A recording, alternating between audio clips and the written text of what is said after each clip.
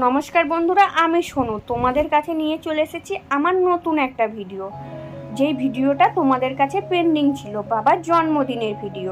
আর দিনটি ছিল সোমবার, তাই দেখো সকাল সকাল উঠেই আমি পরমান্ন ভোগ করে নিয়েছি, সেটাই ঠাকুর ঘরে সাজিয়ে দিচ্ছি। আর আমাদের বাড়িতে পরমান্ন ভোগ করে প্রথমে রাধা গোপীনাথের কাছে ভোগ দেওয়া হয়, আর সেই ভোগ প্রসাদই যার জন্মদিন তাকে দেওয়া হয়।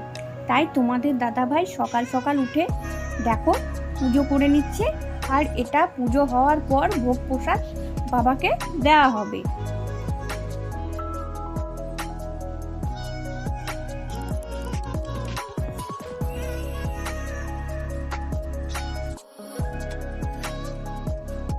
আর পুজো হওয়ার পর দেখো যে নিয়মগুলো করতে হয় আমাদের, আমি সেগুলো করে নিচ্ছি আর বাবাকে প্রসাদ খাইয়ে দিচ্ছি। আমি তো ঠিক জানি না, তাই মা পাশে থেকে দাঁড়িয়ে আমাকে সব বুঝিয়ে দিচ্ছে আর বলে দিচ্ছে।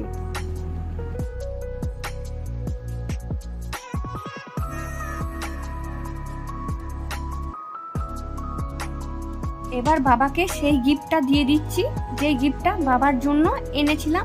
তোমরা আমার আগের ভিডিওতে দেখেছো বাবার জন্য একটা গিফট এনেছিলাম, ছোট্ট একটা গিফট, যেটা আমি পেরেছি আমার সামর্থ্যের মধ্যে যেইটুকু ছিল। বাবারাই হলো সব থেকে বড় গিফট, তাদেরকে দেওয়ার মতো তো আর কোনো গিফট হয় না, কিন্তু আমি যেটুকু পেরেছি চেষ্টা করেছি। ভবিষ্যতে হয়তো আরও ভালো কিছু দেওয়ার চেষ্টা করব, আর আরও ভালোভাবে জন্মদিন পালন করার চেষ্টা করব। तुम जियो हजारों साल, ये मेरी दुआ है मेरे पापा, হ্যাপি বার্থডে টু ইউ। আর বাবাকে গিফটটা খুলতে বললাম, সেই গিফটটাই বাবা খুলে দেখছে।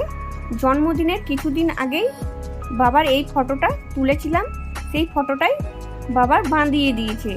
এটাই হলো আমার ছোট্ট একটা উপহার। আর পায়েস খাওয়ানো পর্ব শেষ করে আমি সোজা চলে এসেছি রান্নাঘরে, কারণ আজ অনেক কিছুই রান্না হবে, অনেক কিছুই ভাজাভুজি হবে, অনেকটাই লেট হয়েছে, তাই আর লেট না করে রান্না চাপিয়ে দিয়েছি।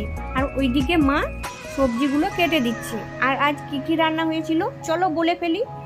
মুগের ডাল, আলু পোস্ত, আর এটাতে আছে পটল পনির, তারপর ছিল ঝুড়ো আলু ভাজা, যেটা আমি বাদাম দিয়ে ভেজেছিলাম, আর আমসত্ত্ব দিয়ে টমেটোর চাটনি, আর সব রকম ভাজাভুজি, যেমন কিন্দুরি ভাজা, বেগুন ভাজা, পটল ভাজা, ঢ্যাঁড়স